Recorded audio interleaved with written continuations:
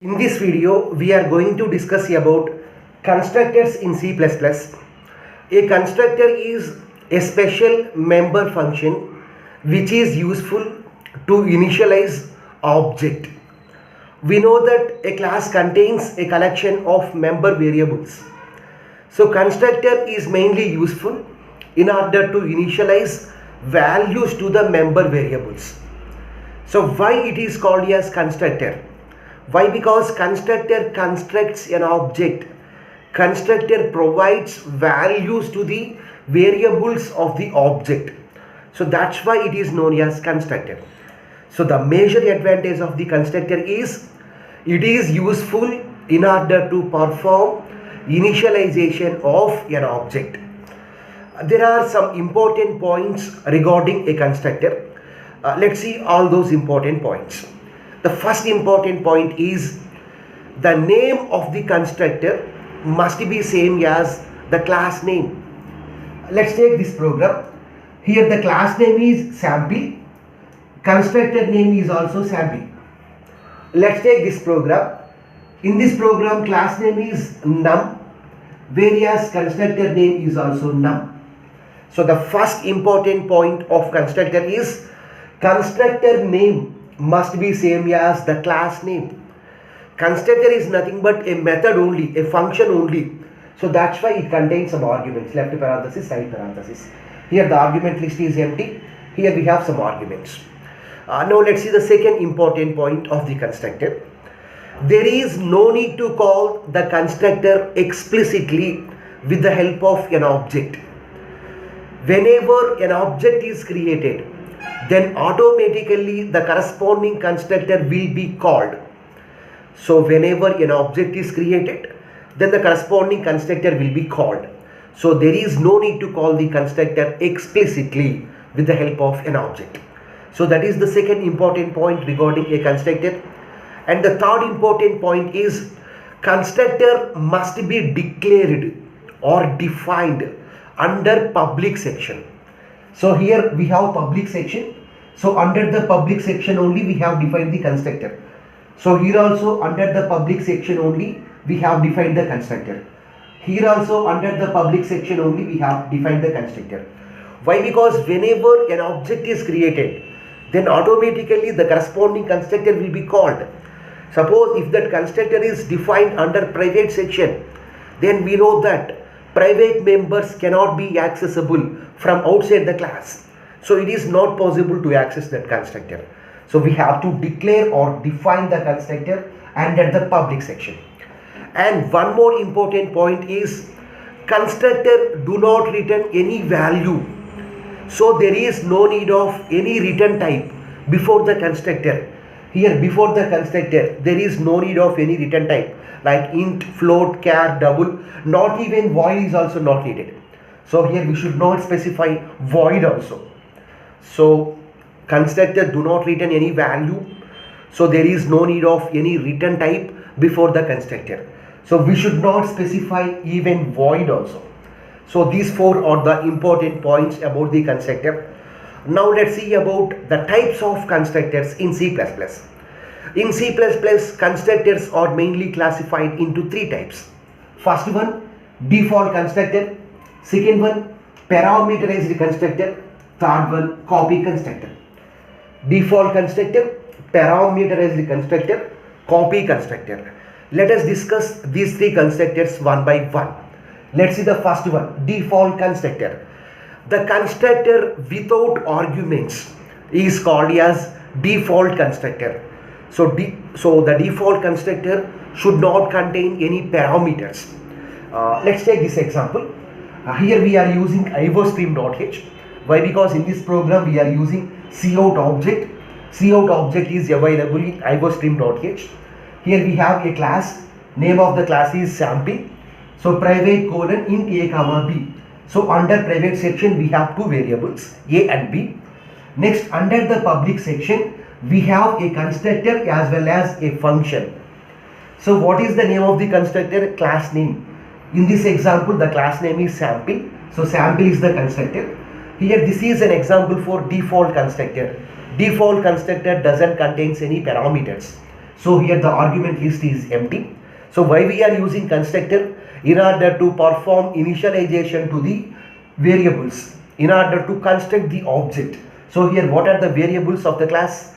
A, B. So A value 10, B value 20. So we have performed some initialization inside the constructor. Next we have defined a function, a member function, display. So cout less than slash n, A is equal to A, less than slash n, B is equal to B. So we have printed A and B values inside display method. Next class declaration is over. We know that class declaration ends with semicolon. Next this is nothing but our main method. So return type of the main method is integer. So here the last statement is return 0. If the program is successfully compiled and executed, then it returns a value called 0. Next here we have created two objects. What is the name of the class? Sample. So sample obj1 comma obj2. We know that whenever an object is created, then memory will be allocated to the variables of the class. So what are the variables of the class? A and B. So whenever obj1 is created, then memory will be allocated to A and B. Likewise, whenever an object is created, so we have one more object obj2. So whenever an object is created, then memory will be allocated to the variables A and B. Next, here we have a constructor. Whenever an object is created, then automatically the corresponding constructor will be called. So whenever this object is created, then automatically control goes to the constructor. So whenever obj1 is created, control goes to the constructor. So in A 10 will be stored, in B 20 will be stored. So likewise, whenever obj2 is created, then automatically the corresponding constructor will be called. So in obj2 A 10 will be stored, in obj2 B 20 will be stored.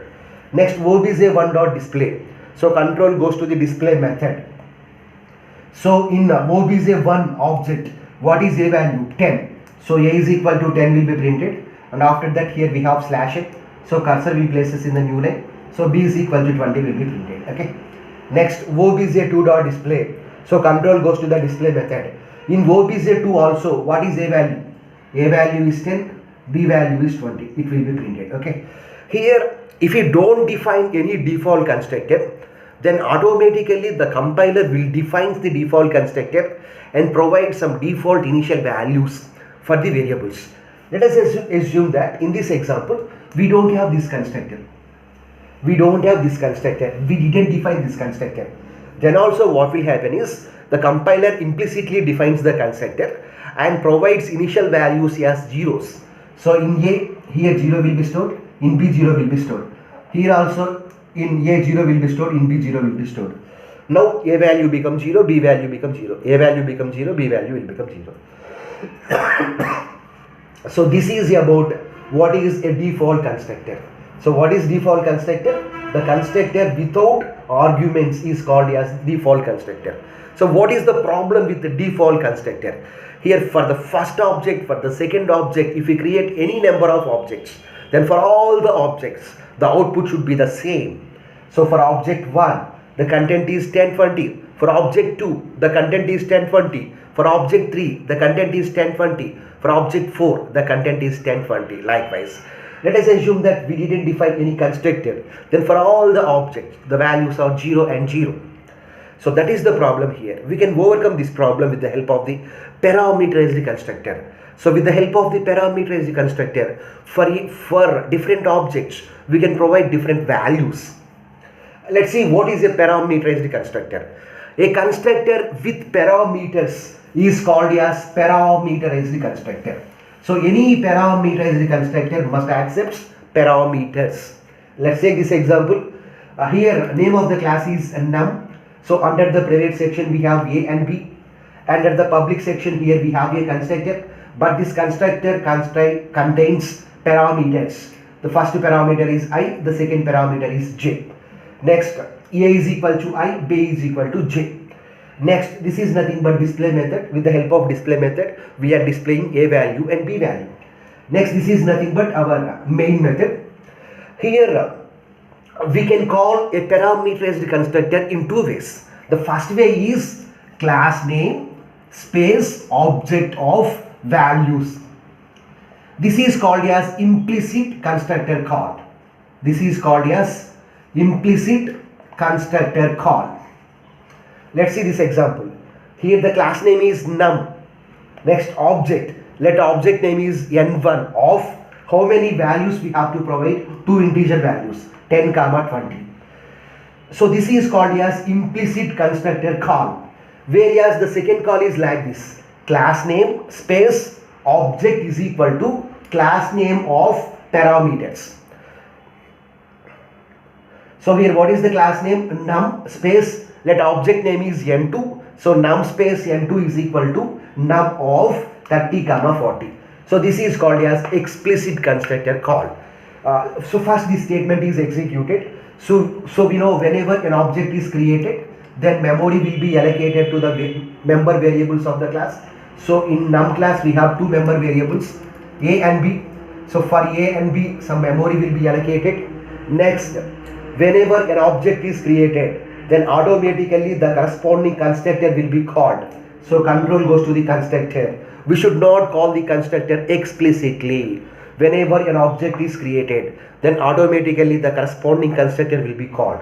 Here 10, 20. So 10 will be passed to I, 20 will be passed to j. So now what will happen? A is equal to I. What is a value? 10. So a value will become 10, b value will become 20.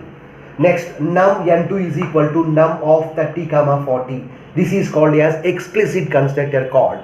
So whenever an object is created, then memory will be allocated to the member variables of the class. Class num contains two member variables a and b.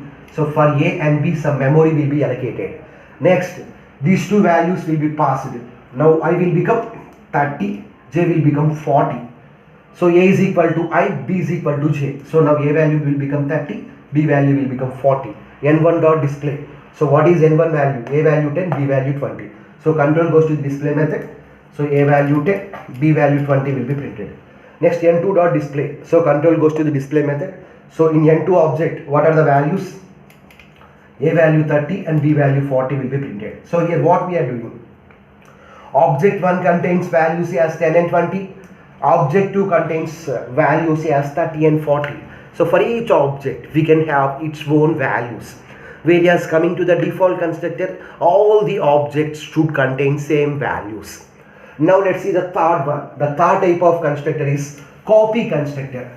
Copy constructor means creating a new object from old object. So if we want to create a new object from old object, then we have to use the copy constructor. So here what will happen is, now the new object contains the values of the old object. Suppose if the old object contains two variables, let those values are 10 and 20. Now those two values 10 and 20 will be copied to the new object.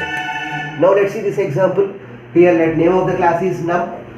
Let we have a member variable, only one member variable under the private section, that is a.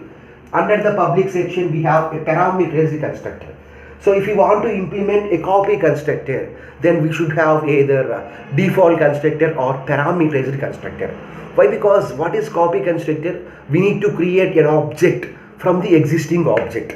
So before the copy constructor, we need to have another object. Okay, it may be without constructor or by creating a normal object also we need to provide some values. Okay, here we have parameterized constructor. So what is the parameterized constructor? It is accepting an integer value. So now of int I. So a is equal to I. So this is nothing but copy constructor. So this is the syntax for the copy constructor. Class name of class name ampersand obj. So this is the syntax for a copy constructor. Here what is the class name? Num is the class name of, what is the class name? Num is the class name, ampersand, let object is obj. So here what we are doing, a is equal to this obj dot a is equal to obj dot a. In display method simply we have displayed the value of a. We know that execution starts from the main function.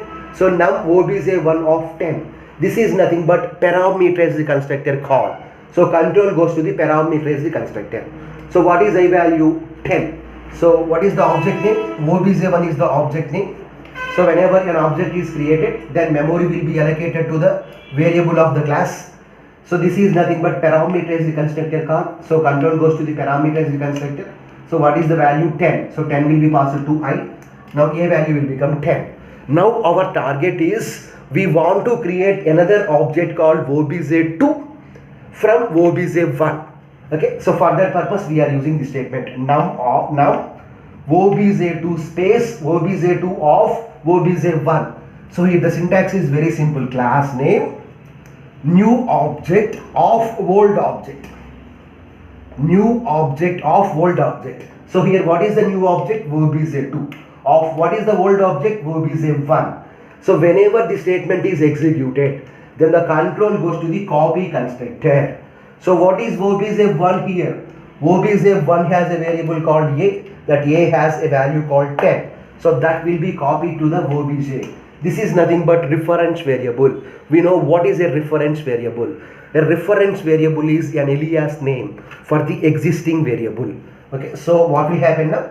This obj is also points to the obj1. So if you perform any modifications on obj1, then it will be reflected on obj. Likewise, if you perform any modifications on obj, it will be reflected on obj1. A is equal to obj dot a. So what is obj dot a? The 10 only. Okay. Now in obj also in a we have 10. So now we have an object called obj. So in obj we have a variable called a, that a contains 10. Then after that control comes to the statement. Now this obj content will be copied to obj2.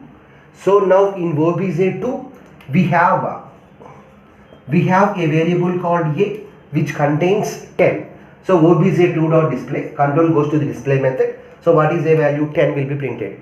So if you want, the statement can also be written as num obj2 is equal to obj1. Num obj2 is equal to obj1. Okay. So whenever the statement is executed, then the content of obj1 will be copied to the obj2. So the same statement can be written as like this also. So this is about different types of constructors in C++.